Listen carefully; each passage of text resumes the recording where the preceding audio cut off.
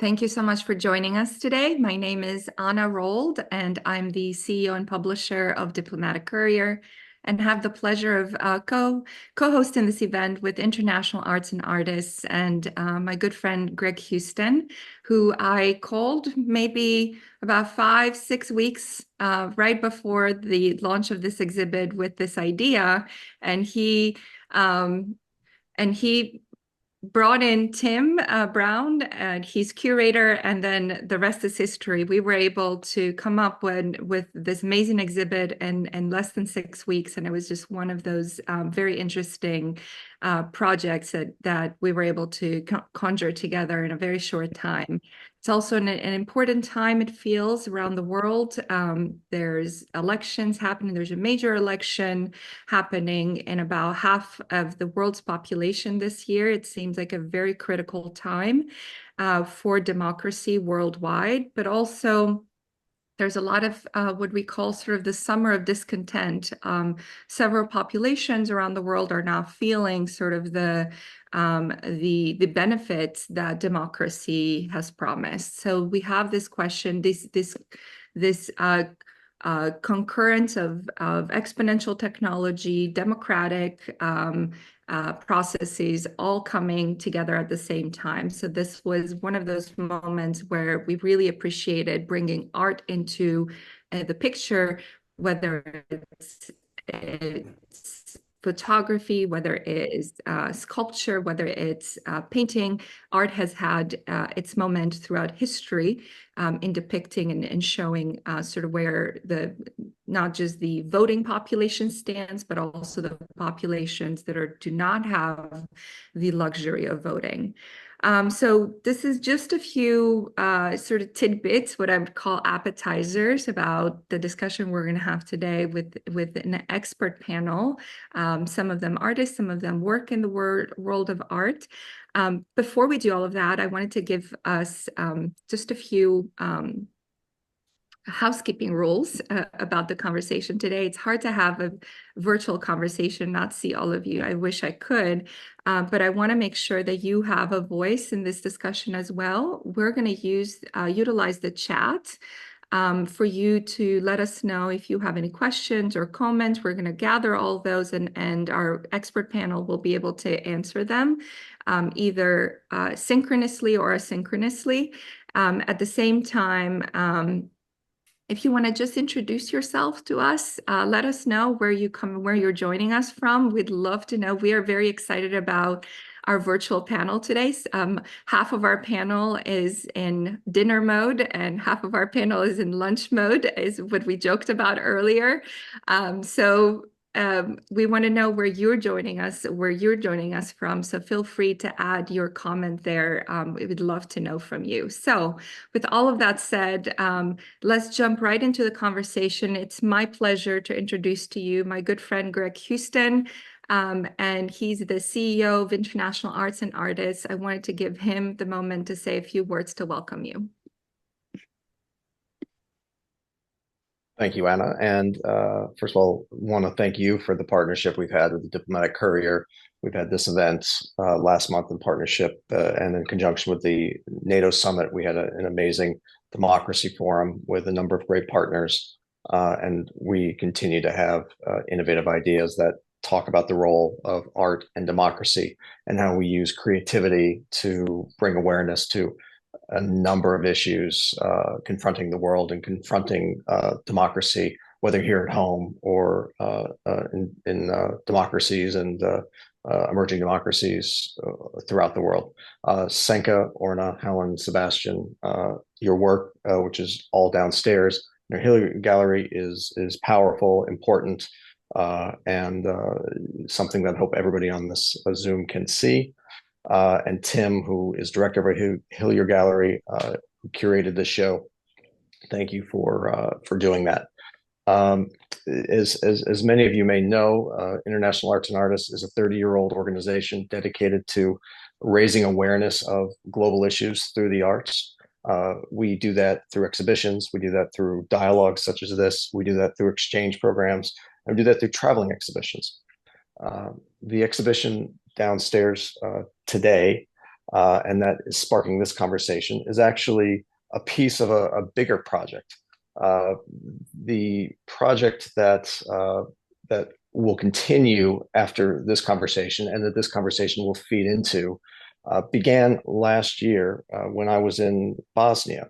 I took a trip and really did stumble on an exhibition at City Hall from the Ars Aevi project.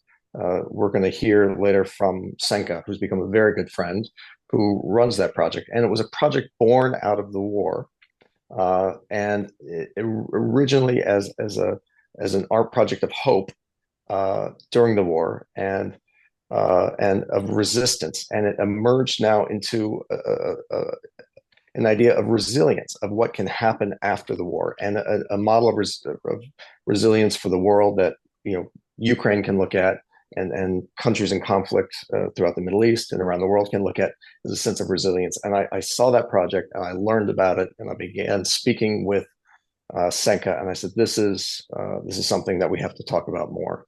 And we came back and we began a dialogue with NATO and talking about how the engagement of the international community during the Bosnian War helped move this country forward, and how culture played such an important role in it.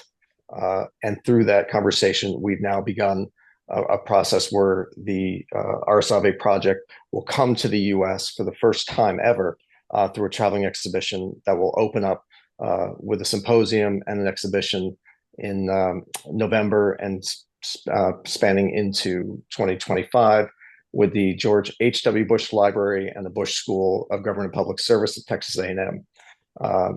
That is something that we will tell you all more about. You're all on our mailing list, so we look forward to talking about that. And when it closes there, the project will continue on over a multi-year tour, the venues throughout the US, so we can create dialogues like that in local communities. Why is democracy important? Why do we need to continue engaging in the world? Why does the US and the international community need to come together to promote the values that really promote freedom, open ideas, and creativity? So we thank you all for that. I'd like to just end with a plea, really. Our work, particularly the work in our Hillyer Gallery, is free to the public.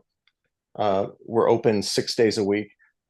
We change our exhibitions once a month to make sure as many artists from around the world have access to show their work and tell their story. So our team is going to drop a link in the box to learn more about our work, to support our work. Please sign up for our mailing list. Please come visit us. Please support us through donations as much as you can, and make sure that International Arts and Artists, make sure our Hillyer Gallery, make sure our work becomes part of what you think about when you think about the causes that you care about, whether it be democracy, whether it be free speech, whether it be open dialogues across any number of issues facing the world today. So thank you very much. Thank you so much, Anna. Greg. I think we look one forward to of a the great most conversation. important takeaways in this discussion is that we think of democracy as a process of voting, but democracy happens everywhere. And this is what art teaches us, how it happens everywhere, and how it is a sport that doesn't only happen every few years at the ballot box. So it is my pleasure now to introduce to you Timothy Brown. Timothy is in the team at International Arts and Artists. He has been wonderful about not just curating this exhibit, but kind of putting all of these disparate ideas together. This concept that I talked about just earlier, about how democracy happens everywhere, just like education. We know we value it, but we don't understand. It's more of a social compact. We've all come to this agreement that it is extremely valued, but we still debate about the value of it so many years later, especially in democracies where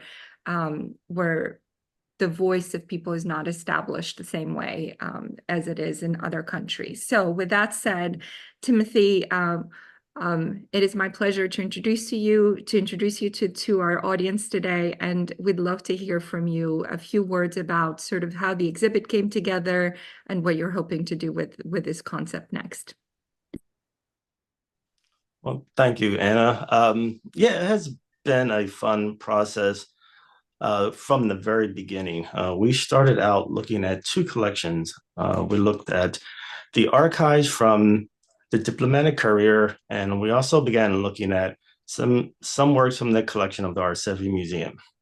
And from these earlier discussions, we began to explore different ideas around the overarching theme of democracy, such as identity, resilience, protests, um, refugees, etc. These were ideas that were being generated from the photographs that we were looking at. At this point, we were primarily looking at photographs, although we were also beginning to look at some of the artworks in the Ars Aevi Museum. And some of those works actually are what led us to think about identity as a more integral theme of the show. So we had a pretty nice, strong foundation, but we felt like we needed to take the show a little further. So we decided that we needed to bring in local artists from the DC metro area. And I decided to release a call for submissions here in DC. And we wound up getting within a week's time about 50 submissions. And what was nice about this process was that it also introduced not only more artists to the project, but artists who were contributing ideas and artwork from different mediums. So we now had paintings, we now had multimedia works, and we even also have an installation-based work that's in the show. Also wanted to take that even further by reaching out to a handful of artists directly.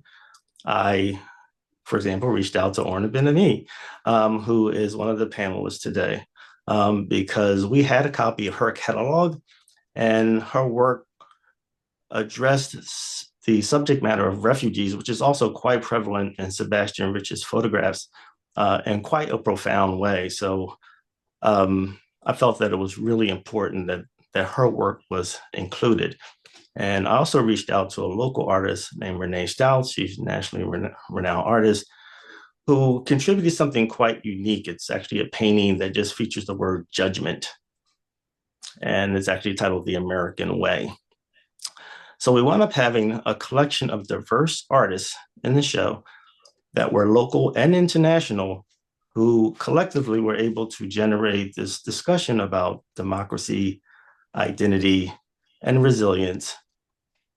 And that's how we arrived at the show. It was an organic process, and I think Anna said earlier, it came together quite quickly, but we are very happy with the results of the show. We've gotten a lot of positive feedback.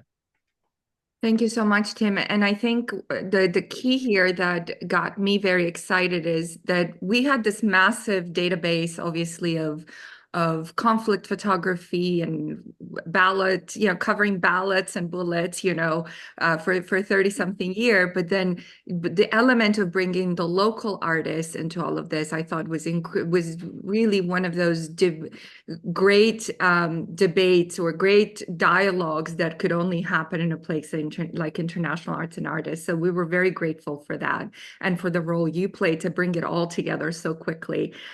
So I know that we are short on time, and I say short because I could talk to these artists for a very long time. I had the pleasure of meeting them and kind of hearing them talk to each other earlier. So I will begin by introducing them one by one and then asking them a few questions about their work and especially as it pertains to our theme today. So I'll begin with Orna Ben-Ami. She's an internationally celebrated sculptor. She's joining us from Israel. Hi, Orna. So, Orna, I would love to talk to you about your entire life in a package, which is about the universal plight of refugees. What inspired you to present the subject matter this way, and how can it help us and the viewers, obviously, understand similar conditions in society today? I'm sculpting in iron, actually welding my ideas, cutting iron and welding. And I sculpted for many years objects that represent people and situations. And I started sculpting also on photographs, attaching iron sculptures to photos. And I started with family photos. that I sculpted the belongings that stay after people are gone. These are like the chain of the grandmother. It's like a capsulate of memories. And I was looking at my parents' box with photographs and documents, and I thought to myself, wow, their entire life is in a box.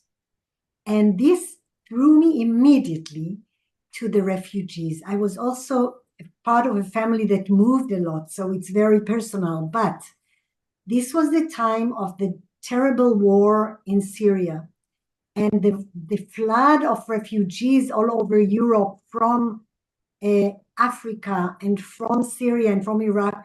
And I felt so sorry for those people. I said, their entire life is not in a box, it's in a package. And because I wanted to continue sculpting on photos, I reached out to Reuters, a news agency, and they allowed me to sculpt on their photos.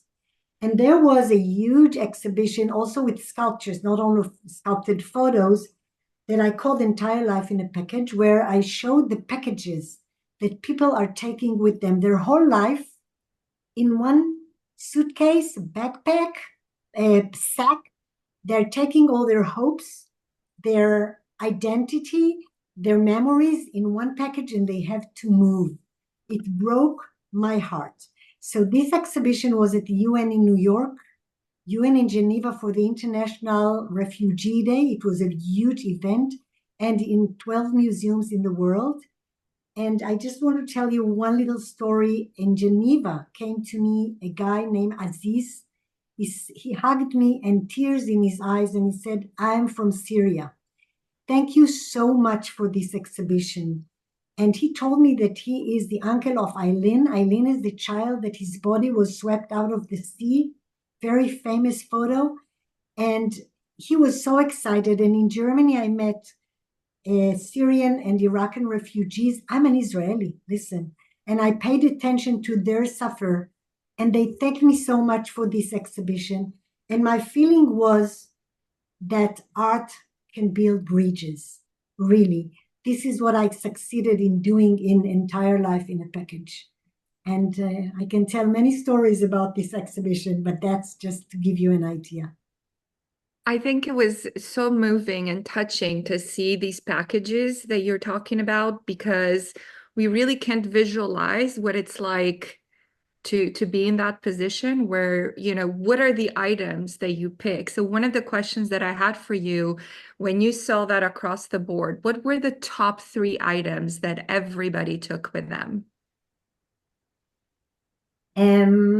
One photo is with a woman with drawings. She's a bag with drawings from home. Most of the packages, I couldn't see what's inside, but you can imagine. There was a child, as Syrian refugees in a camp in Lebanon, refugee camp in Lebanon, that is holding a doll. There was a box with a teddy bear. There were so many other ideas that I put in. There was a bed with folded mattress. By the way, one of the photographs was a line of refugees that are reflected in a paddle, and I sculpted on them. And the general manager of the UN in Geneva said on his speech, he pointed this out and he said, we look at the refugees as numbers, and Orna is looking at them and you as human beings. And this was what it was all about.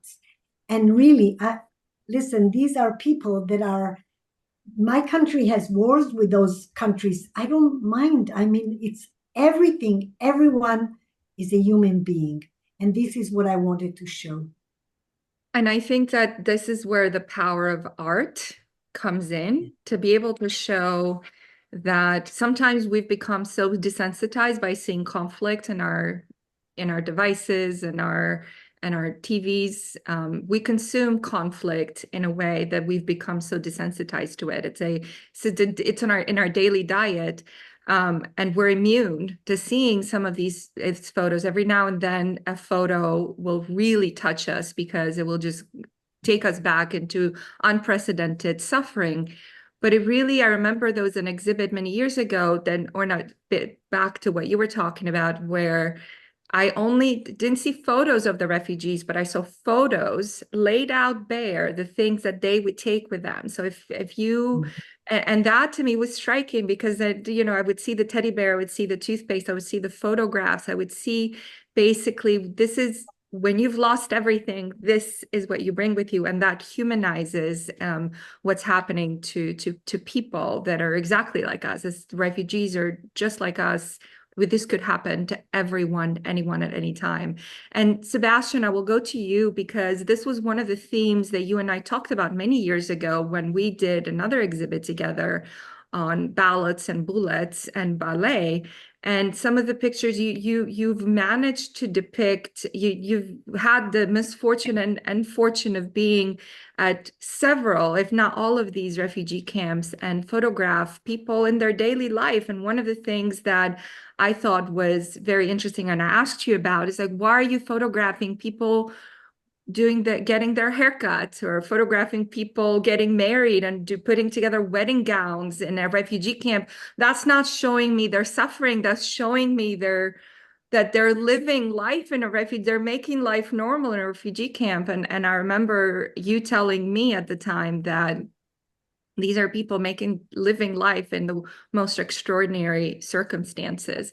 So I'd love for you to tell us a little bit about sort of your work doing that, covering refugees and covering people, ordinary people going through extraordinary life circumstances.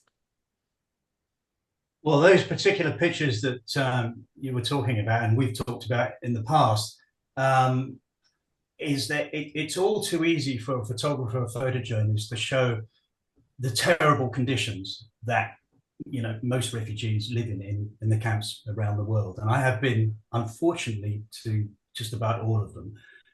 So on that particular project, it was to show human resilience, if you will, that life goes on. I mean, there's a period of time in their lives where I'm also at the time in their lives, I'm there at their most quintessential moments of horror and terror. I've witnessed the bombs coming down in Syria and families fleeing out of the burning house, fleeing with dead children and so forth. So that particular project was to show the resilience and life going on.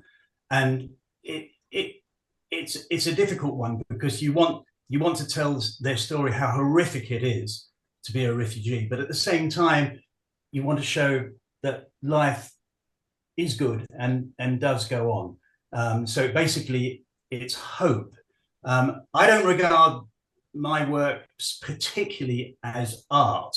I wish I could.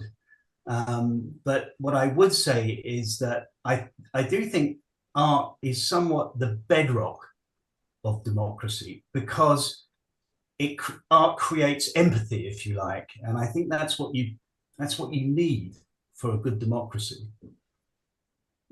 Sebastian, your photo of one of your photos is the cover of this particular exhibition, and I know you've captured.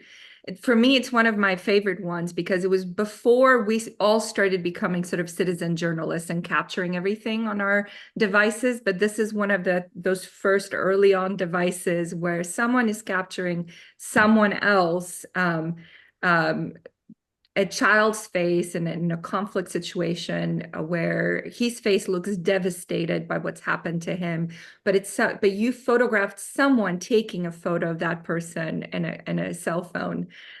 Tell me a little bit about how life has changed for someone like you who's covered, how many years now? Has it been 3-4 decades, Sebastian? What was it? 4 decades and some, I'm afraid. What was it like back then doing this, and what is it like now where you have even, you've got so many citizen journalists alongside you doing the same thing? I remember you saying, well, it's more dangerous in some respects. Tell me a little bit about your experience. Well, that particular photograph you're talking about was, as I remember, he was a young Afghan refugee who managed to find his way to a port town in Greece. The police there did not like the refugees' presence at all, and at night they would come regularly in with riot gear and just beat the young men up. And this particular kid was very, very badly beaten, as you can see. And his friend was taking a photograph of him for record for some purpose at a later date. But moving on now, see, when the concept of citizen journalists first came in, I thought this was going to be fantastic, because we're going to see stories that we don't normally see, and behind various curtains that we don't get to see as well. But unfortunately, social media has become this rather dark, horrible melting pot of unchecked facts. So for me, if I do a piece for Diplomatic Courier, or I do a piece for the Sunday Times in London, whoever it may be, if I make a statement, a quote from someone, that is fact-checked 3, 4, maybe 5 times. Mm-hmm. Okay, now, citizen journalist, as well-meaning as he or she may be, if a bomb goes off in their street, it's filmed or photographed or whatever, but with no context at all. And what I really would like to get into the minds of well-meaning citizen journalists is, when something happens in front of you, or you go to something, you step back for a little while, 1, 2, 3 hours, so other reporting comes in and you have some tangible facts. Because without those tangible facts, this whole bloody conspiracy world erupts like some disgusting nightmare that you can barely control after it's been posted 5 or 10 times. It's a very interesting to hear that from you, of course. And you're right, sometimes, especially when it comes to conflict situations, being able to have fact-checking, sit back, being able to have all of that is actually quite important in making sure we manage the conflict, especially when things erupt as fast as they do. I will come back to both you, Orna and Sebastian, as we go through the conversation, but I'd love to hear from Helen and Senka as well. So Helen, I'll go to you next. We're going to deviate a little bit from the discussion on refugees. Your work, Where is Banksy, which refers to the artist who is known for his satirical and subversive street art, is quite interesting. So I'd love for you to kind of talk a little bit about that in the context of why is street art so important to a democracy, particularly these societies where free expression is under threat or doesn't even exist? Okay, thank you. And thank you for inviting me to this panel, and Tim for getting in this exhibition. Yes, I love your question. And I've never been asked that question. As an artist, I'm primarily known as a painter. And in my background, my father is from Syria. We talked about that earlier. And I myself was born in Lebanon and evacuated from the war a couple of times, actually in '67 and later in the Civil War, which that life of leaving and fleeing, I'm listening to both you incredible artists and feeling, I'm nodding my head, but it's like you tell our stories. I will answer that question of the street art. This was sort of an unusual piece for me to do, but it began out of my first trip back to Lebanon and Syria and Jordan after being away from home for 35 years after our evacuation. And when we left, we fled with nothing in our hands. We left in one day. We left our animals, we left everything, and we took the last plane out of Lebanon before the airport was closed. And so we left with nothing, and we left my father there. I would have taken my father in my suitcase, but we left him there. Anyways, so that's a little tiny thing that maybe help inform what I have to say.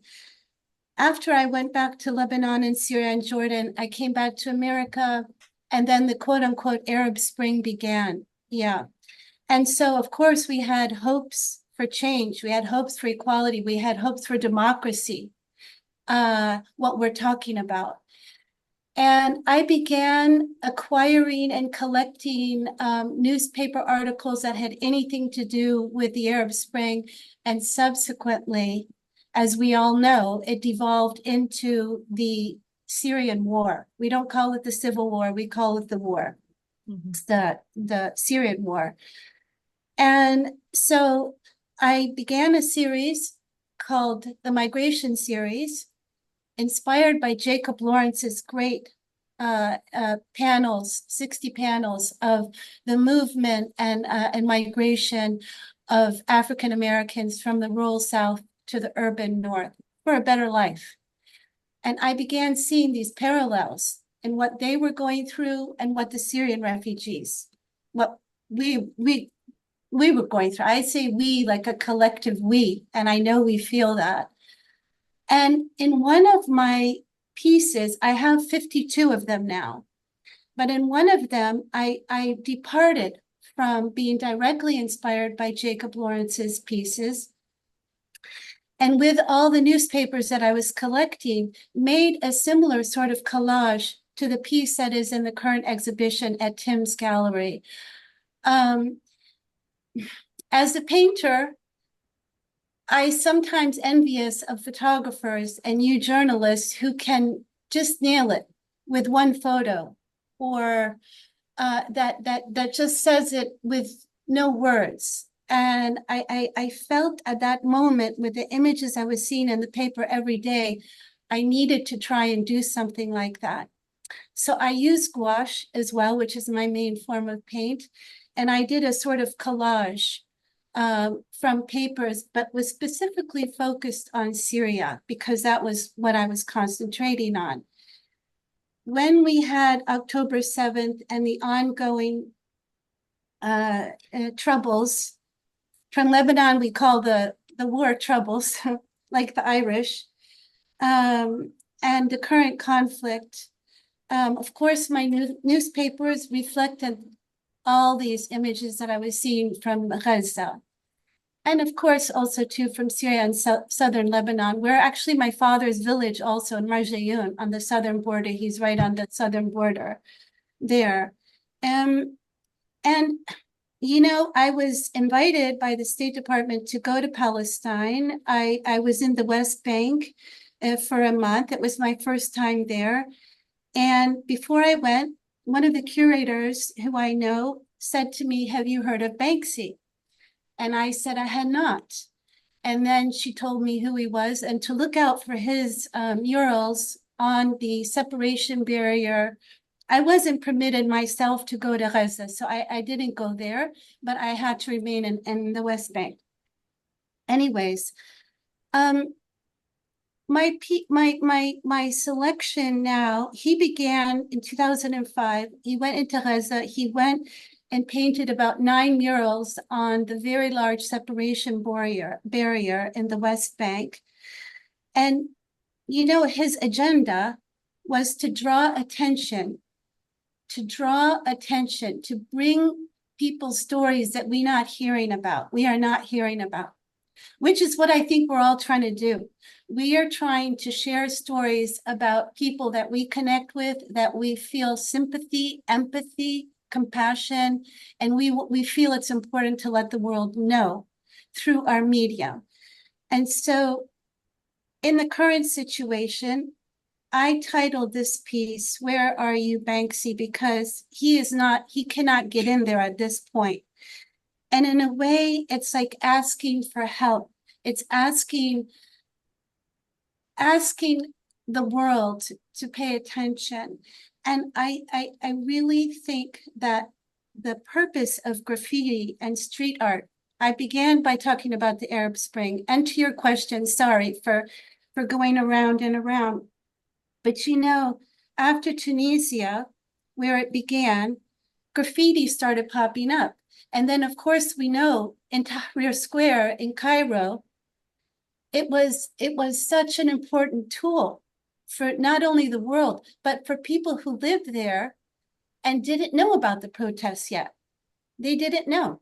The people who were protesting in Freedom Square in Cairo were labeled as thugs. But we all are familiar with that term here of protesting Black Lives Matter, so on and so forth, Iraq. And so the street art And the graffiti artists began explaining what was happening to people in their own country. And every night they would be whitewashed by the police. And every day they would be back again. The artists would be back again using their brush to express their feelings of simple feelings of wanting to be free, of wanting their voices to be heard. And so for me, I think that idea of street art is a form of democratization. I don't know how to say that word, but it equalizes. It equalizes as well as telling stories. It shares our humanity. It shares our humanity. And yes, I did my piece on Gaza. Of course, it could be Syria. Of course, it could be Sarajevo at the opening. I had a woman I know from a while ago from Sarajevo. She came to me crying. She goes, this is where I came from. Anyways, I'm gonna stop because I don't want to take up so much time, but thank you.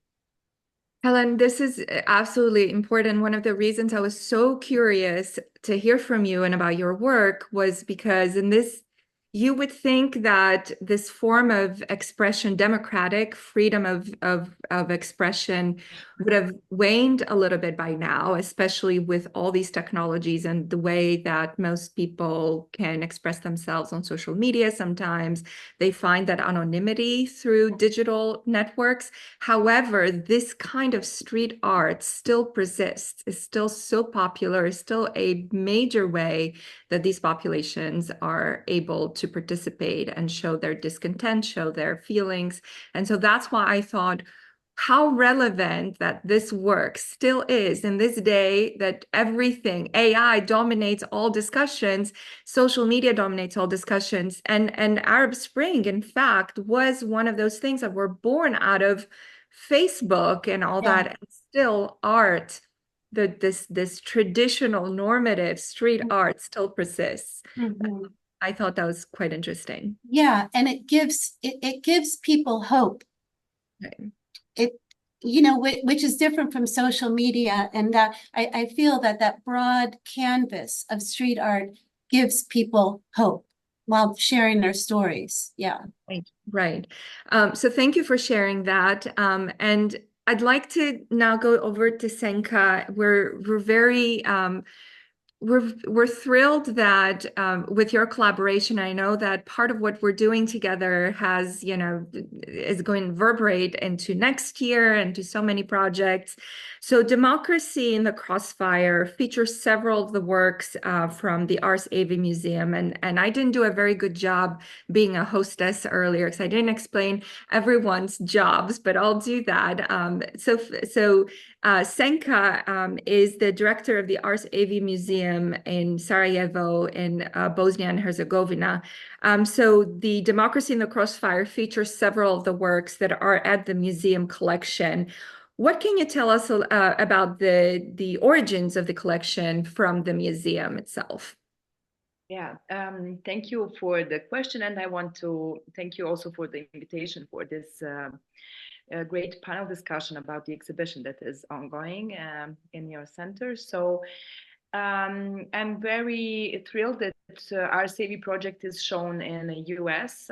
It's probably the first time that we are on the other continent, as the collection is established during the siege of Sarajevo, as Bosnia and Herzegovina was a part of Yugoslavia. And at that time, during the Yugoslavia, there was a contemporary art exhibition called Jugoslovenska dokumenta. It means Yugoslavian document. And it was like the biggest exhibition at that time in the 90s. Beginning of like 1990, there was an exhibition, the last one of that kind. And the people around that project, Jugoslovenska dokumenta, the founder of the future collection, Ars Aevi, he came to idea when the war started, when the siege of Sarajevo started, to somehow, continue or to try to raise the voice through art, or to find some artists in the world that could, somehow through art raise the voice about what's going on in Sarajevo. Because as you may know, like, the Sarajevo was under the siege during almost 4 years, and it was hardly possible to come to the city, and either also to communicate. And me, also as a teenager at the beginning of the war, I was also myself a refugee in Switzerland with my brother, and my parents stayed during the war. So I also had this kind of experience that I couldn't really contact my parents, like for more than a year, because we didn't have the possibility to, like phone call or whatever. And I remember that the first phone call was that, like, we called a satellite to US, like in the end of 93, and then call back to Bosnia somehow, because my father was in the Bosnian army, so he could use this kind of satellite phones. And then later also we communicated through the Geneva Red Cross, with kind of writing letters, and that lasted a month or 2 months until we received through Red Cross an answer. So yeah, at that time, Enver Hadžamespahić, the founder of the collection, also escaped to Italy because his wife was there, and his son was studying there before the war. He was studying graphic design in Milano, and his wife wanted to go to his son, to Italy. And Enver stayed in Sarajevo, so he came to an idea, like to go to visit the family. But when he was there, he met a few people in Milano, because his son was studying at the art academy, La Brera. So he started to chat about his idea, could it be possible to, gather together the artists to do something for Sarajevo.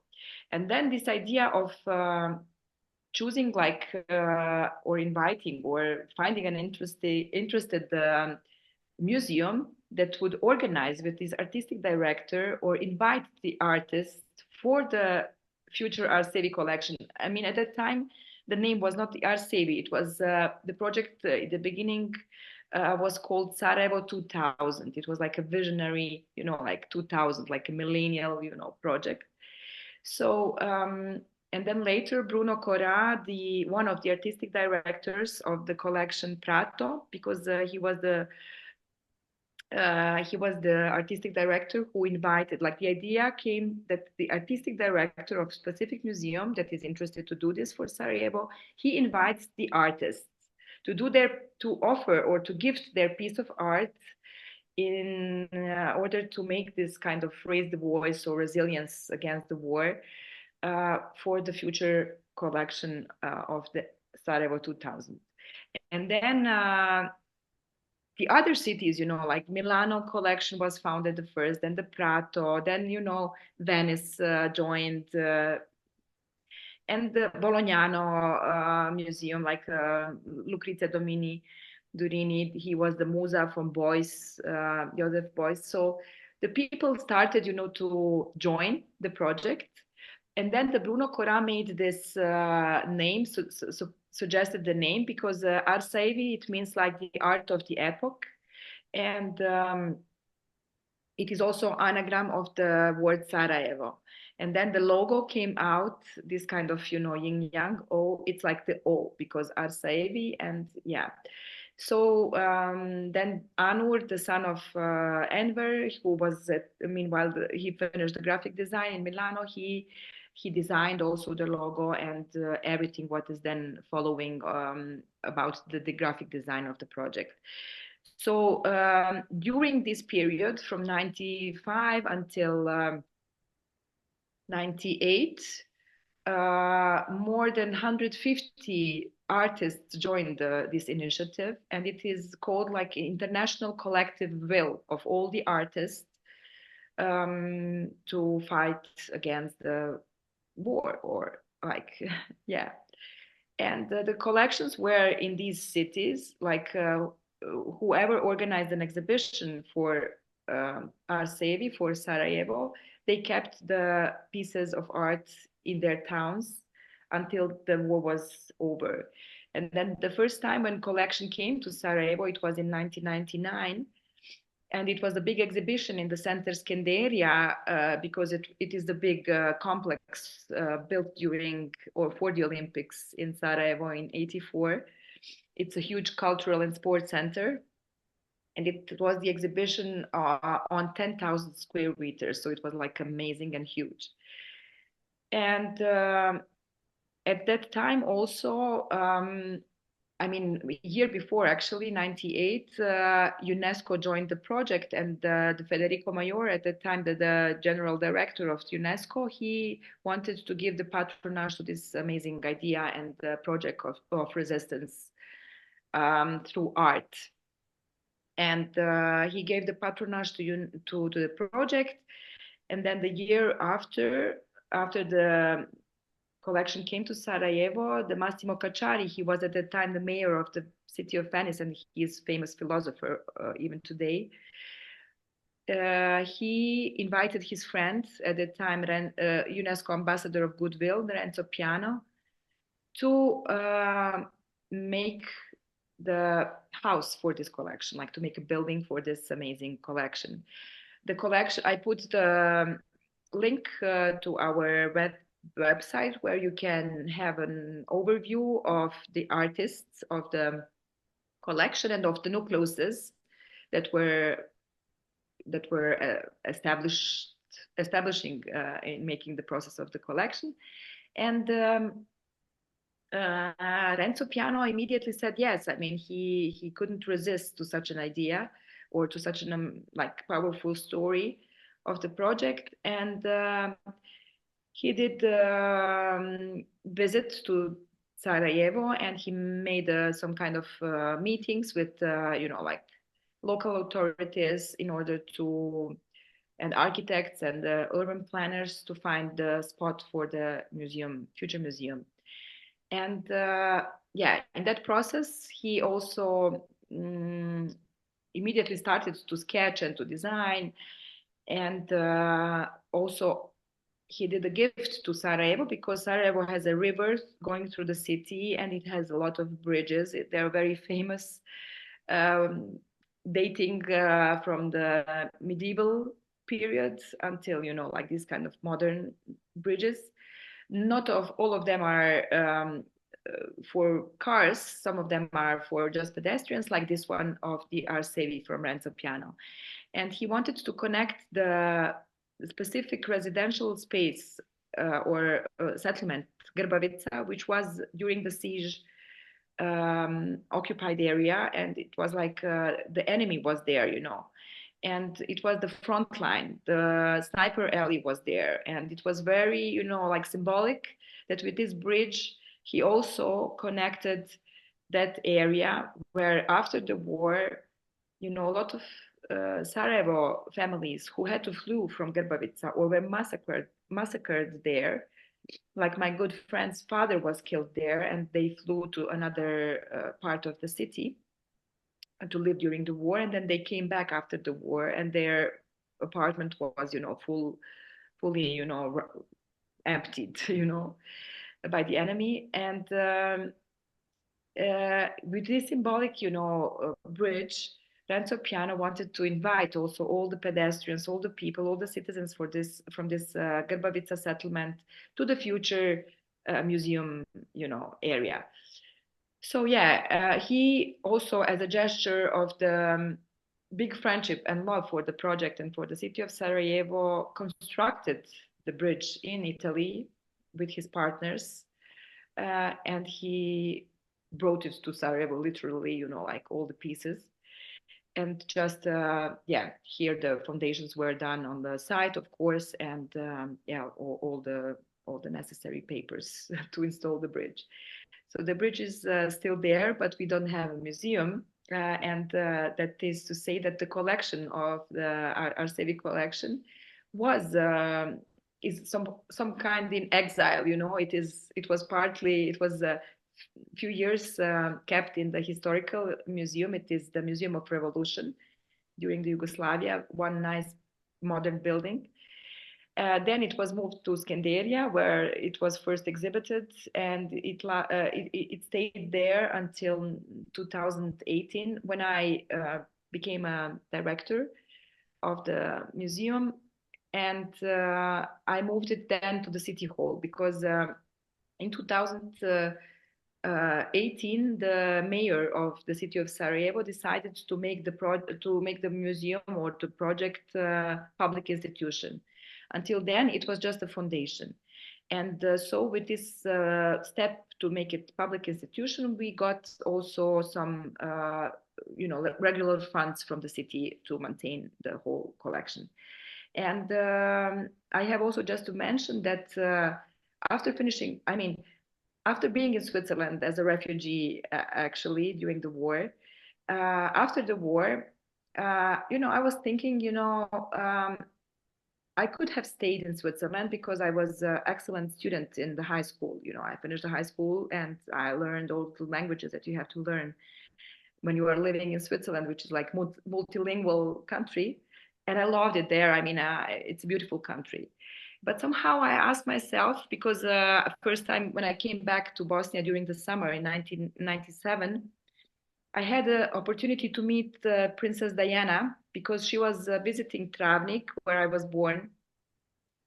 And she was working on the project of cleaning the field mines, because after the war, a lot of, field mines were all over the, country. And she wanted to sleep in a hotel called Vizier's Elephant, which is also a story of a novel writer, Ivo Andrić. And, like 97, after the war, everything was abandoned, in the city of Travnik. And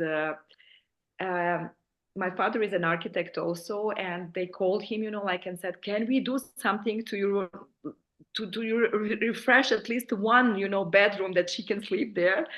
And yeah, it was like really like big, action in the town to do that and to make it possible. And they managed to do this. And yeah, I had the opportunity to meet her. And then after that summer, I went back to Switzerland. I passed my exams in the Faculty of Architecture in Bosnia, in Sarajevo, because, yeah, my father asked me, yeah, maybe you should try, or because, yeah, I was not sure if I should stay in Bosnia and Sarajevo or come back to Switzerland. And after this exam, I passed, but I went back to Switzerland. And one day I woke up and saw the news, like that Lady Diana was not anymore with us. She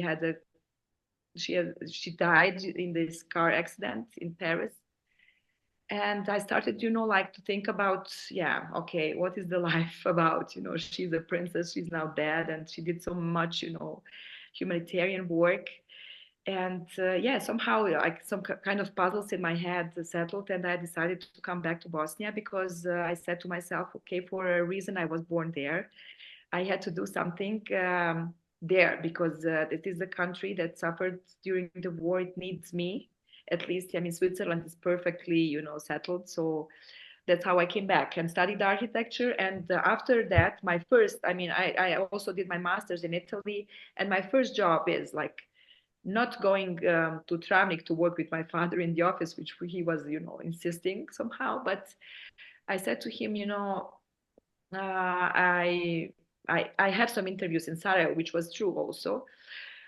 But the one that was successful was the one in Ars Aevi. And my first project was actually working with Renzo Piano on this museum in 2004. So he was developing, the project. He already did the bridge.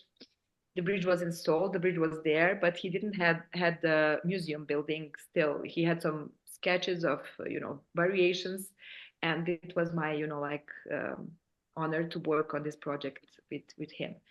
beside that, of course, I worked on the setup of several exhibitions for the. Senka, if I can rudely Yeah. interrupt you, it's the worst job to be the host. Yeah, definitely. No, don't interrupt me. I could speak for, yeah. I could listen to you for hours, and I'm fascinated by your personal story. And I think part of what is really interesting about this group here today is that everyone has a personal connection, either was or a displaced or refugee, or was in Sebastian's situation, he lived in these wars for the last 4 decades.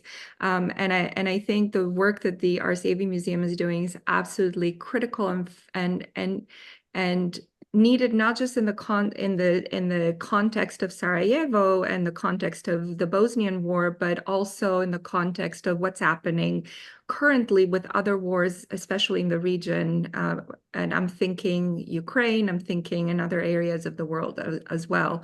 So being completely out of time, for those of you that want to remain for maybe 1 more minute, I'm going to ask the impossible of my panelists. And I'm going to ask them, what's next for them? How do they move forward this work? For those of you still on the chat, feel free to send us your thoughts and your questions. We will collect them all and respond to you. But I just want to start with Orna, then go to Sebastian, to Helen, and to Senka. 60 seconds, so 1 minute or less. Let me know what's next for you.